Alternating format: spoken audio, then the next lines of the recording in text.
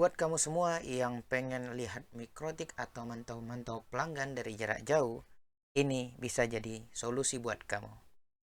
Oke, Assalamualaikum warahmatullahi wabarakatuh. Nah, teman-teman, pada kali ini kita akan mencoba setting OVPN client. Ya, OVPN client.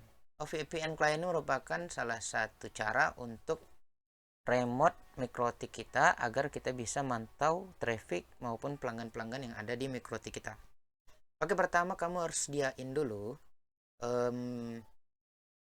IP ataupun username dan password untuk login ke OVPN clientnya. Artinya apa? Kita harus tanamkan dulu OVPN client kita di mikrotik ini. Kamu bisa cek di link bawah untuk mendapatkan tunnel agar kamu bisa cek mikrotik kamu, ataupun kamu bisa cek-cek di Shopee, itu banyak teman-teman. Ini mirip-mirip dengan IP public, cuman IP public biasanya lebih mahal dibandingkan tunnel.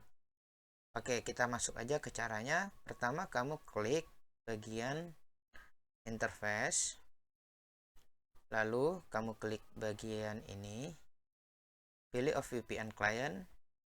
Oke, pertama kita cek dulu di general ini, bisa kamu berikan nama agar tidak salah, remote MK1. Lalu bagian dial out kita masukkan data yang sudah kita dapatkan dari penyedia layanan kita. Itu dial out isi dengan server, portnya sesuaikan dengan ini antara 1000 atau 11.000. Lalu protokolnya biarin aja TCP, usernya OVPN 01, passwordnya 12345, defaultnya default encryption, pilih ini. Lalu ini biarin aja teman-teman, harus sesuai dengan ini ya. Sebelum kamu apply, kamu cek-cek dulu sertifikatnya non, ini tidak usah di checklist atau dicentang. TLS versionnya ini atau ini, terus outnya sah, blowfish chippernya blowfish 128. Oke, kalau sudah apply sampai statusnya itu connected teman-teman. Oke, sebentar kita cek dulu. Oh, sorry teman-teman, kita lupa mengganti modenya.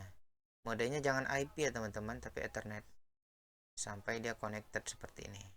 Bentar. Oke, connected dan di sini sudah running. Kalau sudah running, kita masuk ke bagian sistem netwatch. Tools netwatch. Oke, sorry teman-teman. Nah, di sini kita tambahkan IP ini sesuai dengan IP network yang ada di sini.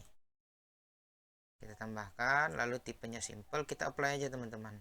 Lalu dia wajib statusnya up. Kalau statusnya sudah up, maka kita bisa terhitung berhasil teman-teman. Artinya settingan kita ini tidak gagal ya, dan berjalan dengan normal. Untuk melakukan pengetesan, kita coba ambil port 80. Port 80 ini port defaultnya Google ya teman-teman. Kalau untuk port Winbox 8291, kita coba buka di sini. Kalau dia sudah terbuka seperti ini, artinya dia sudah berhasil. Kalau kita mau coba untuk buka di Winbox, kita bisa menggunakan yang port 8291. Coba kita tambahkan di sini. More, new Winbox. Kita tambahkan aja, kita connect. Oke. Nah, ini artinya kita sudah berhasil teman-teman. Oke, sekedar info, tunnel tadi itu hanya untuk tester ya teman-teman. Dia harus disesuaikan dengan tunnel yang kamu beli atau kamu pesan. Nah, untuk pemesanan tunnel kita juga melayaninya teman-teman. Harganya juga terjangkau, tidak terlalu mahal, juga tidak murahan. Maksudnya di sini ya bisa dibilang 1 kali 24 jam itu jarang banget tuh maintenance-nya. Oke, untuk tutorial kali ini aku harap bisa membantu teman-teman yang sering bepergian namun bisa melakukan pengecekan apakah pelanggan kita aktif atau tidak dari jarak yang cukup jauh. Bahkan kamu bisa menambahkan pelanggan dari jarak yang cukup jauh. Terima kasih. Assalamualaikum warahmatullahi wabarakatuh.